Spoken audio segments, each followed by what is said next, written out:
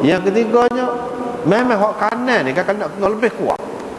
Kalau nak kira dalam dunia ni, mana ramai orang guna tangan kanan yang tangan kiri. Ramai alik kanan. Kau semula jadi hak asal lagi. Saya buat. Maksud dia sini, dia nak ayatnya hak kuat, penyokong yang kuat, lebih kuat daripada yang lain. Hak tu lebih utama. Sebab alik kanan ni kalau tangan kanan ni lebih kuat. Maknanya isyarat kepada alik kanan ni sepatutnya dia lebih kuat daripada hak lain-lain lagi dalam memperjuangkan Islam, mempertahankan Islam. Itu maknanya. Sebab tu jadi lebih. Sebab kekuatan duduk di situ. Tapi kalau kanan saja tak kuat, tak ada makna juga. Hak maksud dia sebenar isyarat kepada apa? Isyarat kepada kekuatan lah. Tangan kanan lebih kuat daripada tangan kiri. Tiba-tiba kalau tangan kanan ni tak kuat, tak pernah sabar lah, tak sesuai lah. Tak sesuai. Hak dia naknya gitu.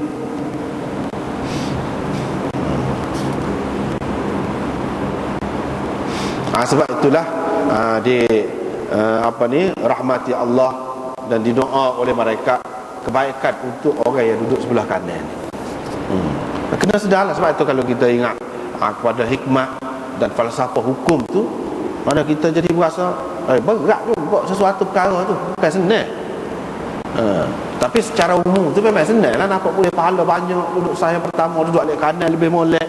Sebab tu orang Islam tak berubah sama, sebab tak faham hak tu. Tapi kalau kita perhati hadis ni memang nampak maksud dia, maksud sebenar supaya hidup dalam kenyataan ni gitu. Dalam kenyataan ni gitu. Gitu.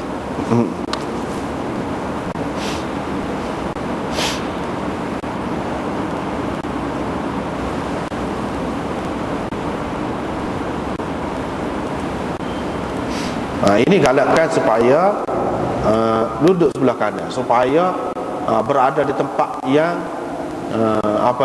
pentinglah dalam agama, tempat yang penting dalam agama. Itu maksudnya.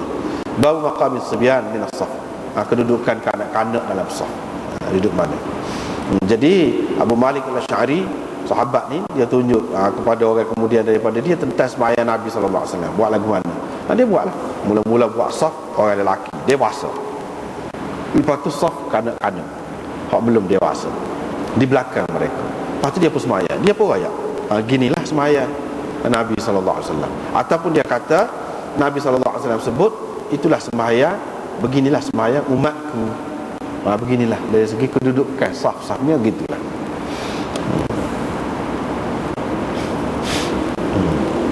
Tetapi apakah makna kalau budak duduk dalam saf hak depan, siapa tak sah sembahyang? Tidak siapa gitu, sah juga. Cuma tak molek lah.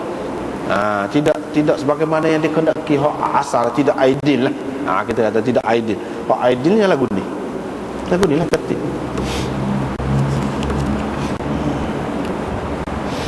Sebab apa kita tengok dalam hadis-hadis yang lain, Ibnu Abbas dia kata dia tak balik lagi, dia pergi masuk dalam saf yang pertama. Tak ada siapa-siapa larang, kata apa-apa pun dia. Ada juga hadis itu. Ini menunjukkan tak apa. Dia jadi lebih duduk dalam saf yang pertama tu sebab apa? Sebab dia boleh belajar daripada Nabi sallallahu alaihi wasallam. Tengok Nabi sendiri, gerak-geri dia macam mana. Itu dari segi hak sembahyang lah, berkait dengan sembahyang.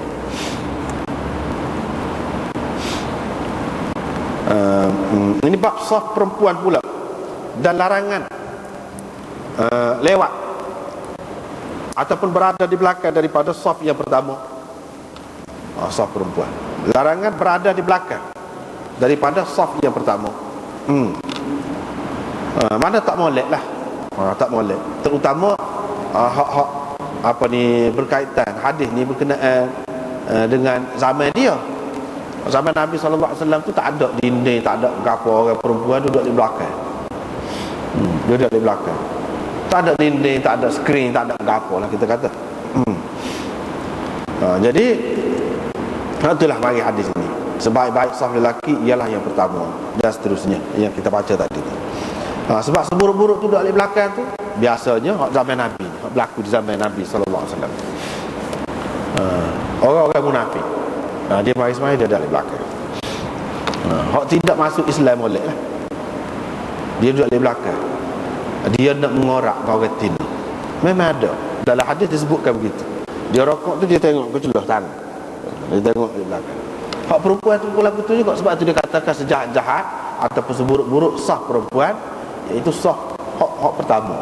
Hak ni berkaitan khusus dengan zaman dia tu, dalam keadaan tu, bukan untuk sama-sama dah, bukan untuk sama-sama, bukan untuk semua tempat dah, pada masa tu. Tapi kalaulah kita kata ada skrin, ada pengadai lah di antara lelaki dan perempuan, maka sebaik-baik sah perempuan ialah yang pertama bagi pokok dia tu lah, bukan hak sebaik-baiknya duduk di belakang. Tidak lagu tu. Mana biar budak-budak kecil dulu duduk depan, sah pertama dia. Tidak lagu. Hak ni khusus dengan suasana masjid Nabi SAW di zaman dia. Adalah ketikanya begini Nabi SAW kata. Dari segi kedudukan sah tu memanglah sah yang pertama lebih daripada yang kedua dan begitulah seterusnya. Jadi hak terakhir sekali tu memanglah hak tak molek lah, nak banding dengan hak depan sekali. Itu dari segi hak asal dia, kedudukan sah tu. Hak di sini maksud Nabi SAW ni bukan hak tu saja, iaitu ada perkara lain lagi, perbuatan lain lagi, perangai lain lagi, hak duduk pada sah yang akhir tu. Hak tu lah lebih-lebih lagi lah. Dia kata tak molek tu. Ada pula hak perempuan dan hak laki-laki tu begitu. Sebab tu dia kata khairu sufufir rijal awwaluha wa syarruha akhiruha. Ini bukan bermakna kalau kita nak buat sah perempuan sekarang ni, setelah dia misalnya kita kata masjid ni, bagi orang perempuan tu suku. Jadi adakah sebaik-baik sah perempuan tu halik belakang? Hak tua-tua tu duduk halik belakang, tak timbul dah masalah tu.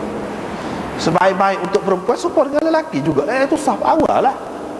Untuk perempuan pun hak ni dia khusus dengan suasana dia, bukan untuk semua tempat, semua keadaan. Tidak. Dengan sebab itulah dulu orang kita ni dalam mazhab Syafi'i dia faham. Dalam kitab-kitab Syafi'i dia ada sebut buat sah orang Tino ni disupa dengan orang lelaki juga, cuma dihadang oleh sesuatu lah, oleh dinding kau dia buat macam skrin kau alik sana tu, mana sah pertama lelaki dan juga sah pertama bagi perempuan. Mana orang perempuan pun dapat sah pertama supaya lelaki juga di belakang imam. Dia kata hak tu hak boleh. Sebab apa? Hadis ni tidak maksud kata nak suruh orang perempuan duduk di belakang. Kalau kita nak pakai zahir hadis ni dalam semua keadaan, hak paling moleknya duduk di belakang. Hak tua-tua perempuan tu molek duduk di belakang, biar budak-budak duduk depan. Adakah gitu? Tak. Kalau kita pakai orang perempuan duduk di belakang pun tetap dalam keadaan tidak ada fitnah seperti yang hak maksud hadis ini, maka sah perempuan yang mula-mula sekali tu, hak itulah yang terbaik, bukan sah di belakang.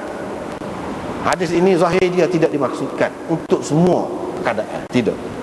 Dengan sebab itulah ulama-ulama dalam fiqh Syafi'i dia kata molek juga duduk tepi tu orang perempuan, mana sekiranya ada penghadang. Dulu duduk amal lagu tu, tetapi setengah-setengah orang dia kata molek duduk di belakang. Dia pegang dengan hadis-hadis ni lah, sedangkan hadis ni tidak maksud zahir dia.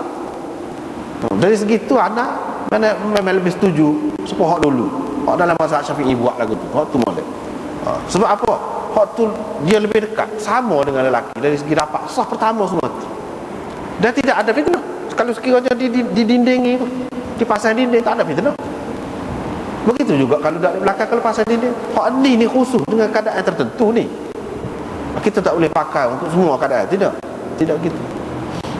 Tetapi dia berubah dalam masyarakat kita ni, berubah kepada ni pun tak apa juga. Memang hak ni lah hak asalnya. Kalau orang tanya, adakah di zaman Nabi SAW orang perempuan tu saf dia tu sama betul dengan Nabi, dengan saf yang pertama lelaki? Cuma diselang oleh dia ni? Tak ada, memang tak ada dalil. Cuma berdasarkan ijtihad saja ada hak tu. Hak tu lebih berdasarkan ijtihad. Berdasarkan hadis yang zahir memang duduk di belakang orang perempuan. Tetapi duduk di belakang tu kalau mengikut zahir hak ni, hak lebih molek ni hak paling belakang tu lah hak perempuan. Itu tidak dimaksudkan. So kata molek, paling molek di belakang tu dalam keadaan tertentu.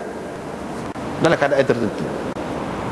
Supaya dengan zaman Nabi SAW, orang perempuan keluar dulu, orang lelaki keluar kemudian. Jadi adakah kita sekarang ni kena orang perempuan keluar dulu? walaupun pintu dia tu kot lain suka